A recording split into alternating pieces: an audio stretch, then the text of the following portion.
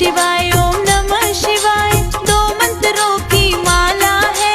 जाकर कह दो पार्वती से आया डमरू वाला है। जाकर कह दो पार्वती से आया डमरू वाला है। हो जाकर कह दो पार्वती से आया डमरू वाला है।